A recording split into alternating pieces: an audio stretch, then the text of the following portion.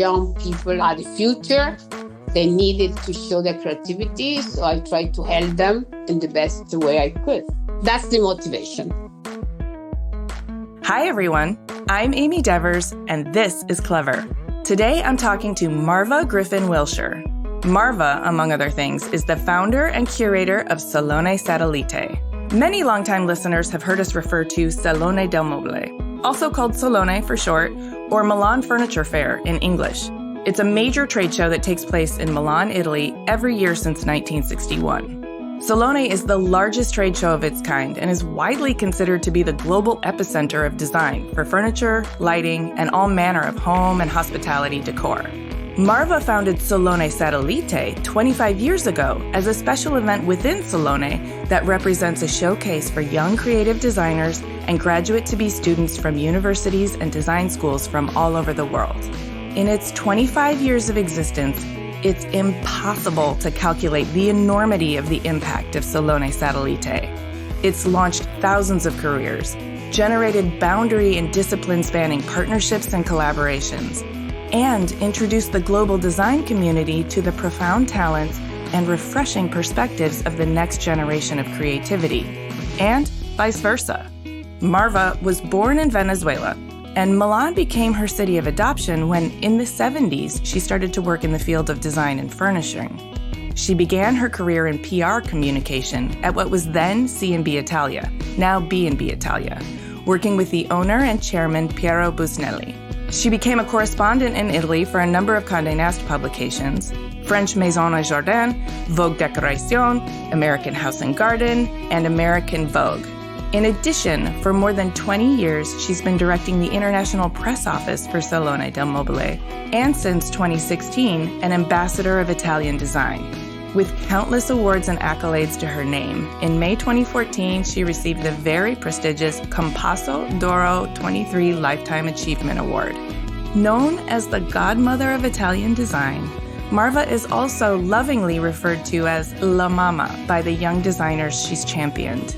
As you'll hear, she's wise, generous, curious, optimistic, and a profoundly powerful ally for the creative. Here's Marva.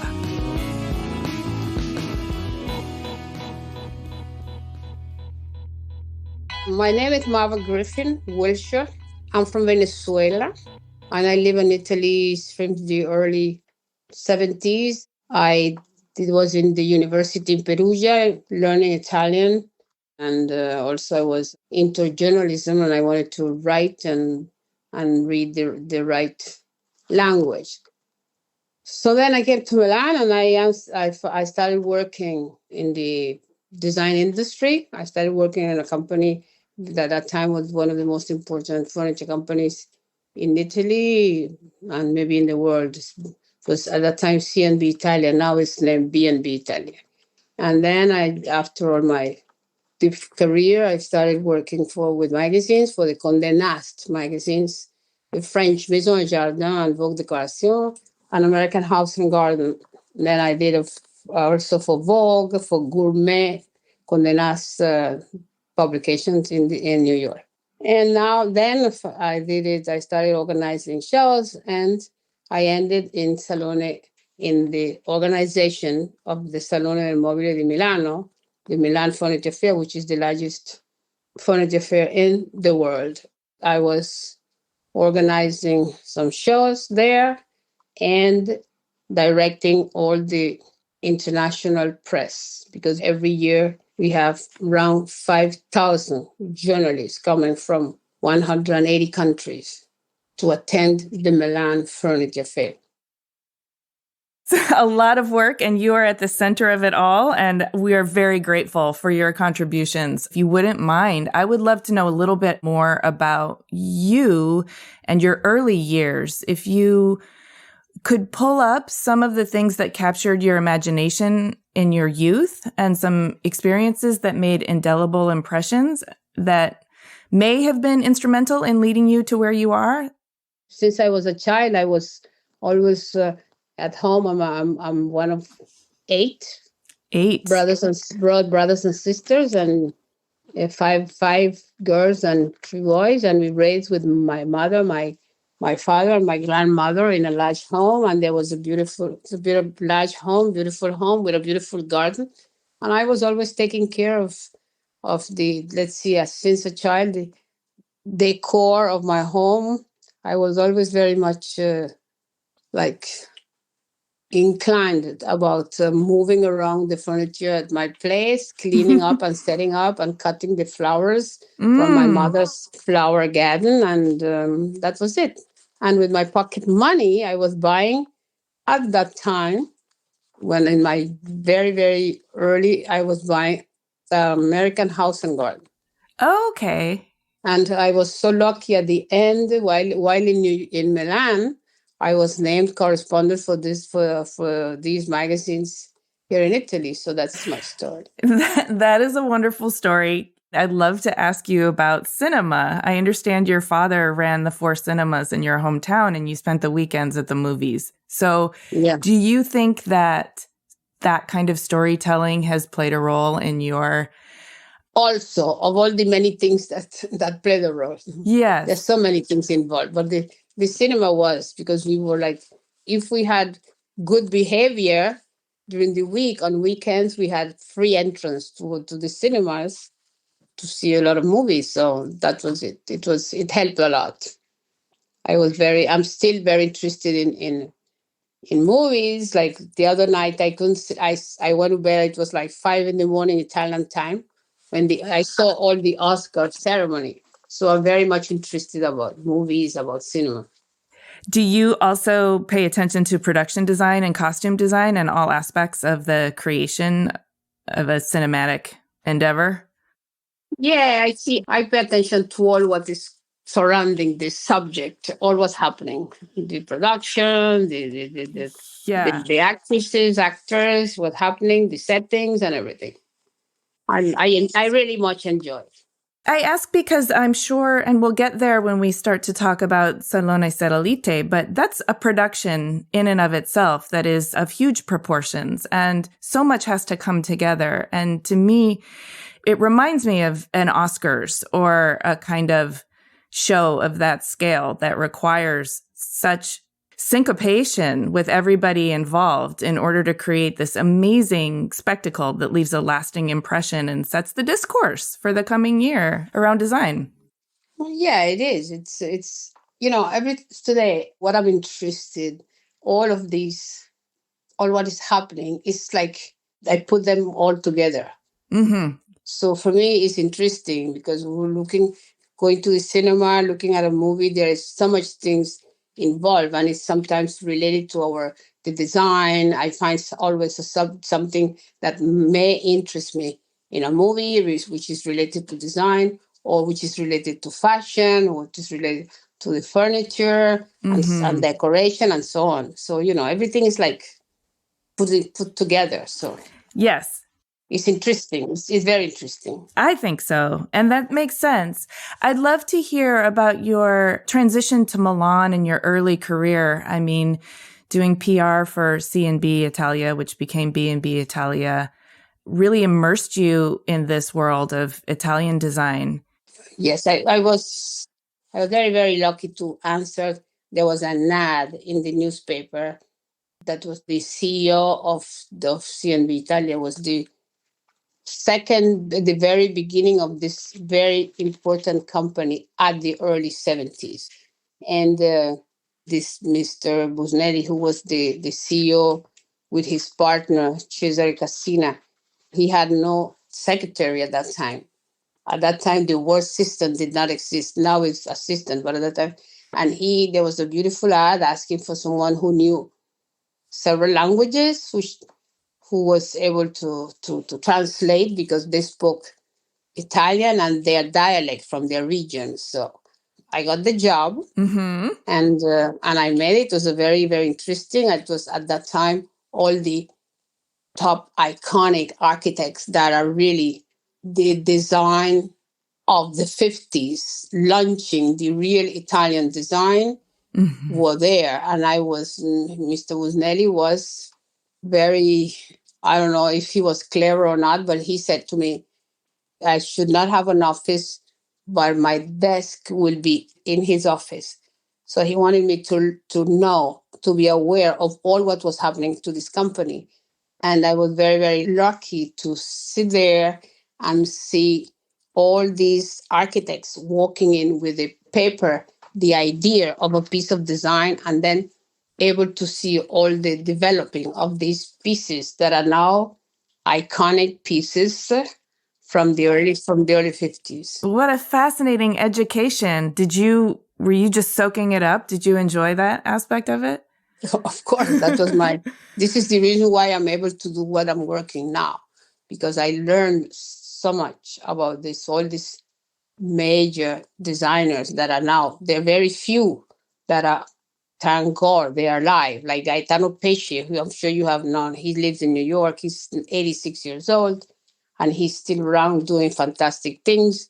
And Mario Bellini, they were like in their early 30s or whatever. So it was fabulous what I learned from all these people, and traveling also with Mr. Busnelli and Mr. Cassina all over the world, opening markets and visiting companies, big like DuPont de Nemours in Wilmington, Delaware, or in the Herman Miller in Grand Rapids in their headquarters, because this company was using all their materials. So it was very interesting. In Germany, a Bayer with all the polyurethane that was used for all the furniture, all the seatings, cushions, all the seatings. I always say that I will never have learned in any design school all what I learned in the 4 years I was there. Wow. And at the same time, there were no communication office. I started with communication while traveling with them. I was inviting press to promote the company, to promote the products. And I developed the communication and PR office, which I did when I quit. When I left working full time in the company, I was asked by Mr. Busnelli, after Condé Nast France asked me to work with them. He said, but you're not going to any competitor, to any company. You should continue to do the communication as a freelance, which I did. I asked Condé Nast France, and they said they agreed, and I continued to do it for like 15 years after. So I have a couple of questions. You had mentioned earlier languages were important to you. How many languages did you speak during this 4 years, and how important was that to the work you were doing with Busnelli? Yeah, well, four and a half. 4.5 languages. Impressive. Yeah. Well, it makes sense to me that you'd be at the center of international press with your diversity of languages, because I'm sure a big part of communication is understanding how to translate messages across cultural boundaries. I would love to know what compelled you to move from this position to Condé Nast. What were you interested in? And was this a sort of a pull to go to those magazines? As I said, I was approached as journalism. So Condé Nast was my magazines, okay? So I was asked, they needed someone in Italy to run the magazines, to be correspondent of the magazines for Maison et Jardin, which was the French house and garden. Mm-hmm. And then we did Vogue Decoration, which was a top class magazine. We built it. We started it from the very, very beginning. And then while doing this work for Condé Nast France, the editor-in-chief of American House and Garden came to Milan, and he said to me, and he approached me and he said, Marva, you're doing a good job for the French. You have to do it for us. So then I started doing the same work for American House and Garden. And then I don't know, they all started. Traveler, Condé Nast Traveler, American Vogue. When Anna picked up American Vogue, I was also doing collaborations for Vogue. So that's it. That's the story with magazines. Well, I mean, these were the magazines you were looking at as a child. On some level, did it feel like a resolution or a confirmation? No, I was lucky to end up what I loved as a child. And looking at, I worked when I wrote to my mom saying I'm becoming correspondent for American House of Garden. She said to me, it's incredible, Marva, that you, in Spanish, she used to call me Marvita in Spanish. She said, Marvita, es imposible que la maravilla que estás trabajando para estas revistas. Impossible, it's incredible that you're doing this work for these companies, these magazines that you loved since you were a child. So yeah, it was, I'm a lucky person, and I dream, and my dreams come true. That's it. That's a wonderful power quality. Okay, so I really want to hear the origin story of SaloneSatellite. It's such an important show across the globe, and it champions and offers a showcase of emerging designers, which really helps young designers get their feet under them in terms of the industry. And I just would love to hear from you what compelled you to found this show and how it's evolved over the years. Well, allora, in 1997, I was still collaborating with, because I was organizing a show, Editors, Fabrics for Furnishing, in Venice, with incredible brands that started doing fabrics for furnishing. They were in the fashion world, fabrics for fashion, and now they started for furnishing. That was like Etro and Mantero. And then the CEO of Salone, who knew me because I was, the very first year I started working with C&B, I was involved with the fair with Salone Mobile, because C&B Italia was one of the top exhibitors in this fair. So I knew him. So I used to invite him. He used to come to Venice to see what I was doing there. And he will see all the press I was inviting, because in the meantime, working for the magazines, I had a lot of colleagues around the world when I go to the fairs and so on. Anyhow, he said to me, Marva, I want you to come to Salone del Mobile. I need you there. So I came to Salone and I started organizing a show, the accessory show for Salone. Mm-hmm. And then, but I was still working for my magazines. And during the week of Salone, I will go around the city to see all what was happening. And I wanted to visit to see what the young designers were doing. Some of these young designers knew me, knew who I was, and they just started begging me, Mrs. Griffin, we know you are linked to Salone del Mobile. We want to be there. We want to be inside, because we are here. Those who could afford it, they will rent a space and be in the city to see in very small spaces to show their creativity. Mm-hmm. But their interest, what they were after, was not really what they wanted it, because they wanted to show their creativity to the manufacturers, to the producers, in order to mass produce their creativity. Mm-hmm. And the only way to show that was to be inside Salone del Mobile. So they told me that they start asking me about this. So I spoke to the CEO of Salone. At that time was Mr. Mario Melini, who was the CEO for Salone, and I told him about this. I said, listen, they're the young people. And anyhow, days after, weeks after, he called me and he said, Marva, there is a space. In the meantime, they were given a space by the Milan Fairgrounds. There is a space where you can have what you're thinking of. And he said to me, see what you can do to bring in the young people into the fair, into Salone. Because at that time, this was 1997, there were no institution, no fair taking care of putting attention to these young people, these young designers. They were really in a need to show their creativity. And this is the whole story. This is the story. I got the space. I did a project. I went back home to my studio and I wrote a project. I think of it. I did a few phone calls to Paris, to New York. I spoke to colleagues. I told them what I was doing. And this is the start of SaloneSatellite. So this meeting with him was at the end of November. And I had to, then that was Christmas. I went home and I started working for the issue 3 months because the Salone was in April. That's it. You had 3 months to pull off the first Salone Satellite in 1998. The first Salone, yeah. Because it was at the end of November when we agreed. And then I had a meeting in New York with my great friend, and he was the editor-in-chief for House and Garden. It was the one who hired me for House and Garden, Lou Groff.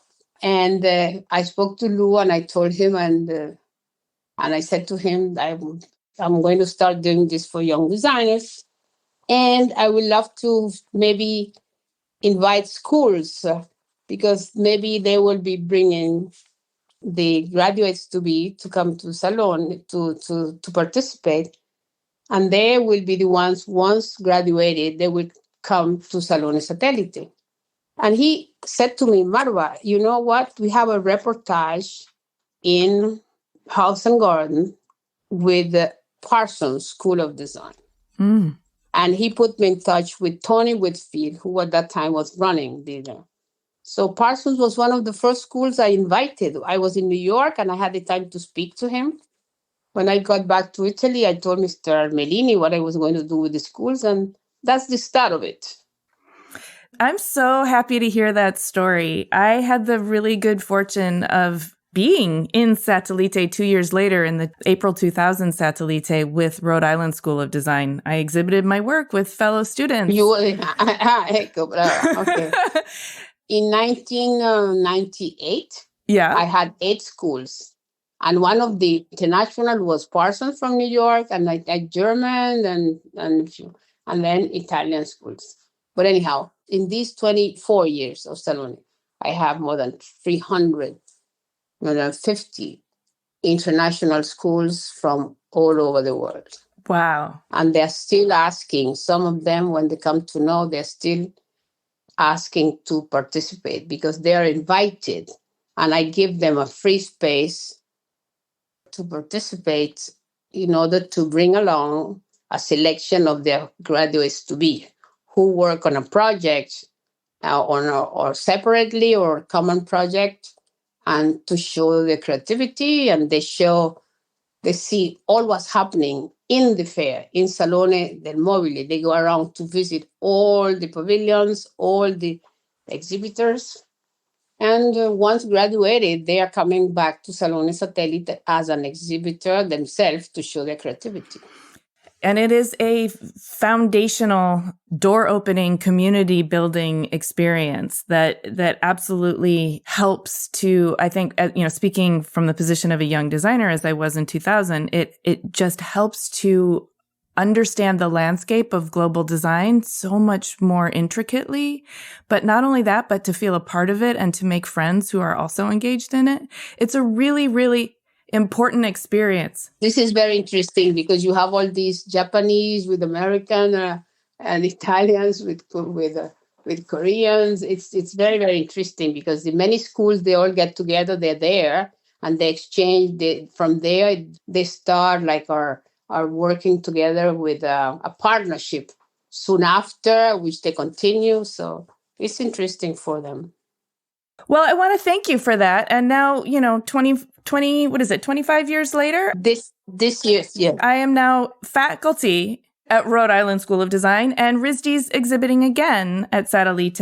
And I'm very excited for this exhibition. And I want to ask you how the show has evolved over the years. I mean, obviously it's grown to 300 schools from 8. Oh, yes. From 8 to 300 in a total.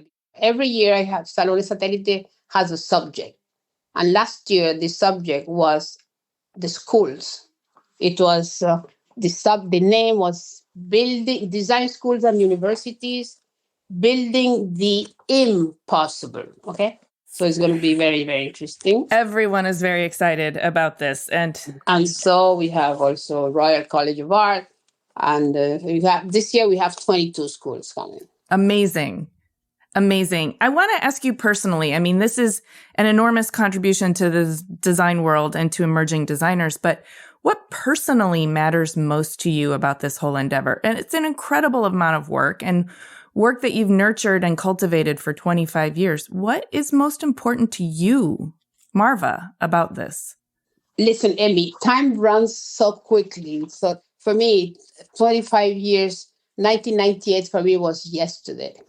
Really, it was really my commitment was I knew what this young designer. Listen, I was raised in a family, as I said, 8 brothers and sisters. Mm-hmm. I have like 18 nephews, and I was always surrounded at home by young people from every age, and it's beautiful to. I love to be around young people. I'm a mother of one son, and I think the young people are the future.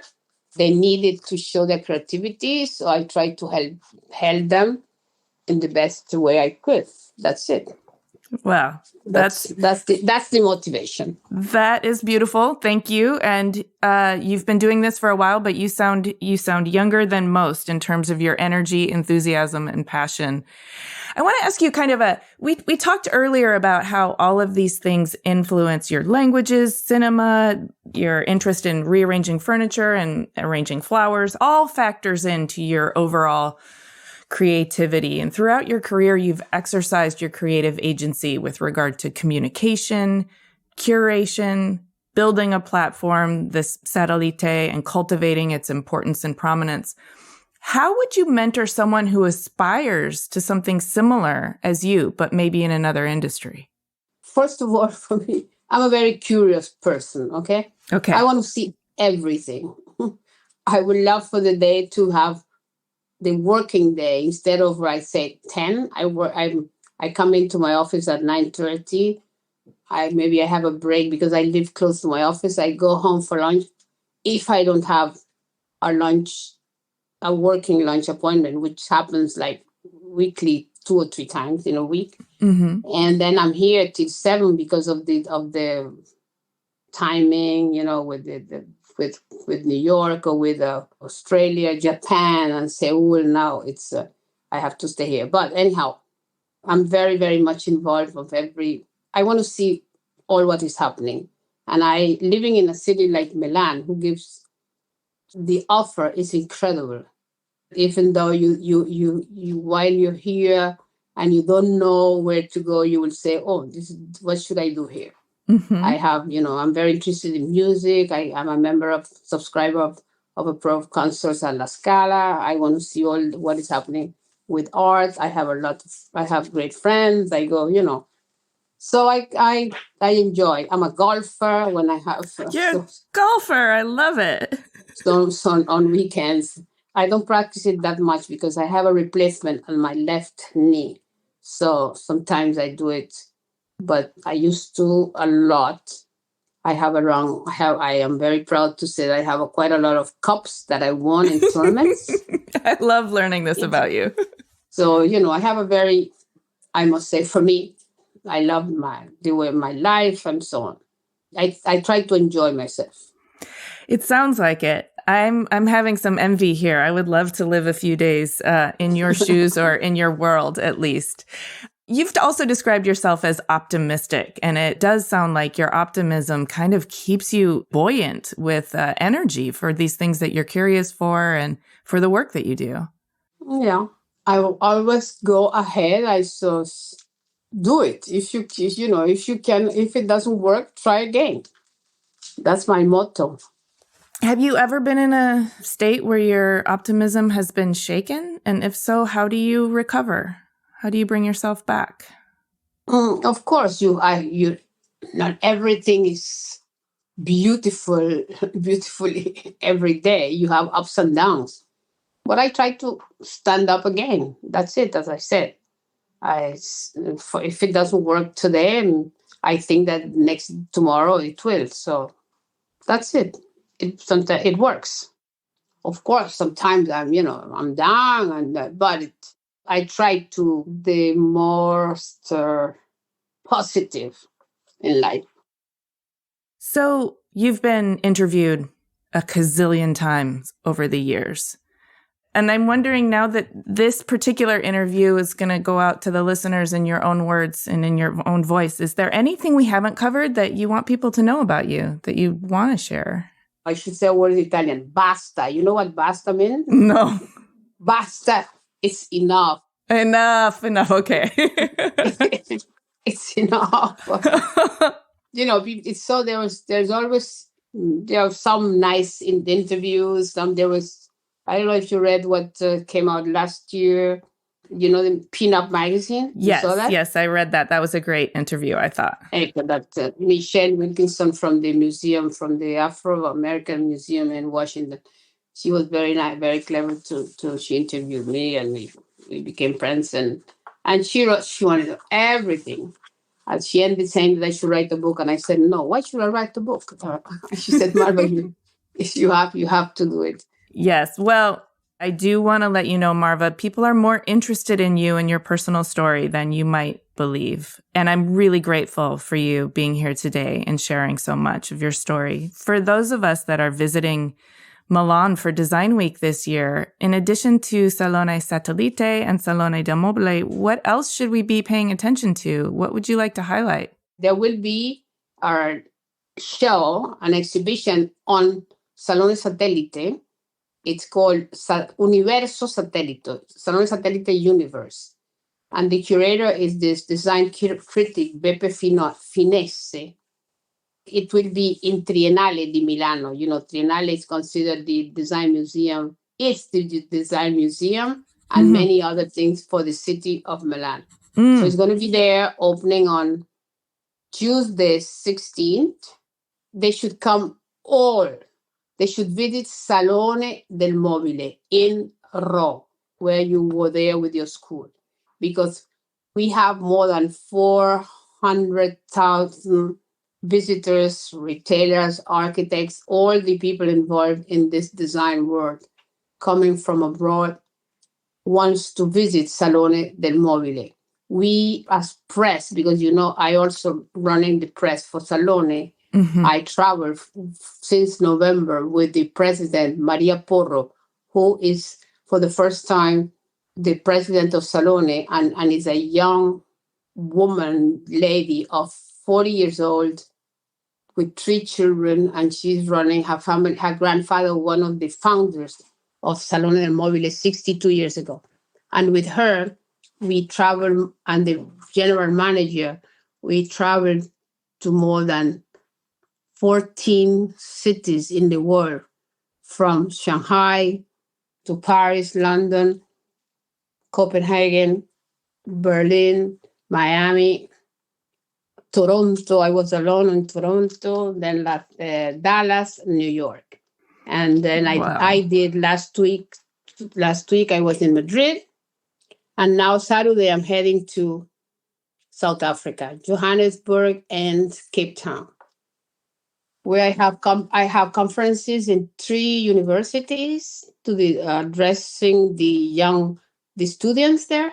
And then I have a talk as a ambassador for Italian Design Day in Johannesburg and Cape Town. So, and then back to Milan. We're starting soon after Easter. We have to start going to the fair to do all the setting of all what's happening. My goodness, Marva. Very, very busy time. Very, very busy. Your energy and stamina is impressive, to say the least. I always say Salone is a big, big cake, and everyone wants to take a piece of the cake during that week, okay? So there are things interesting, like, something that I recommend to go and see is there is organized by Gilda Boiardi, which is the editor-in-chief of Interni magazine.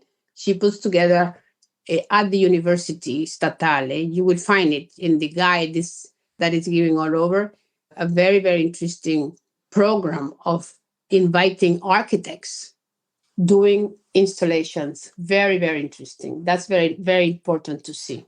Okay. Okay. And then in Salone del Mobile, when you come into Salone, you will see there also we have guides, and you will see on our website, we have incredible, important talks. We have, like this year, the first talk will be conducted by architect Francis Queré. You know who he is. Mm-hmm. Francis Queré, who won the Pritzker Award as an architect. Mm-hmm. And he's conducting a talk.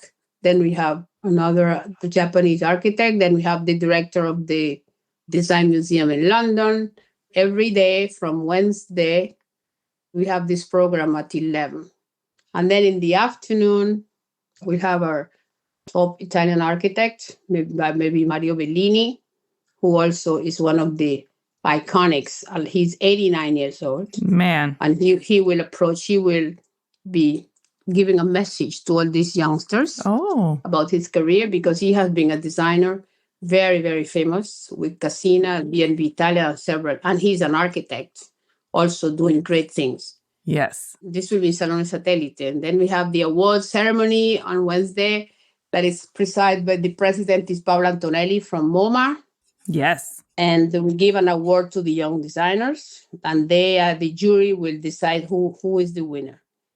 And then there will be a round table with those 8 designers who were in SaloneSatellite in the past, and now they are internationally very, very important designers.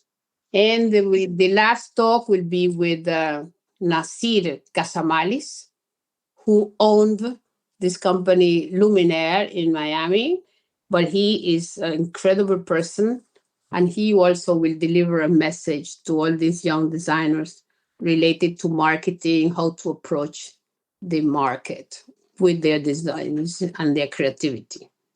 So that's all what's happening. There are quite a lot of things happening. So much.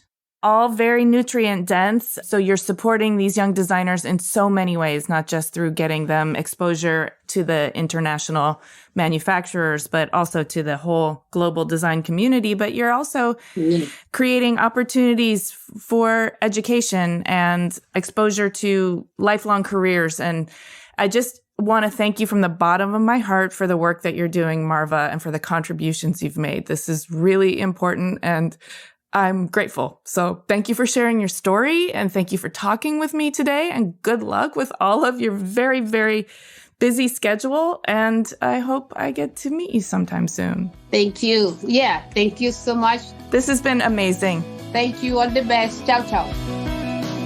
Hey, thanks so much for listening. For a transcript of this episode that includes links to Marva's references, head to our website, cleverpodcast.com. While you're there, check out our resources page for books, info, and special offers from our guests, partners, and sponsors. And sign up for our free Substack newsletter, which includes news, announcements, and a bonus Q&A from our guests. If you like Clever, there are a number of ways you can support us. Share Clever with your friends, leave us a 5-star rating or a kind review, support our sponsors, and hit the follow or subscribe button in your podcast app so that our new episodes will turn up in your feed. We love to hear from you on LinkedIn, Instagram, and X. You can find us at Clever Podcast, and you can find me at Amy Devers. Clever is hosted and produced by me, Amy Devers, with editing by Mark Zurowinski, production assistance from Alana Nevins and Anushka Stefan, and music by L1011. Clever is a proud member of the Surround Podcast Network. Visit surroundpodcasts.com to discover more of the architecture and design industry's premier shows.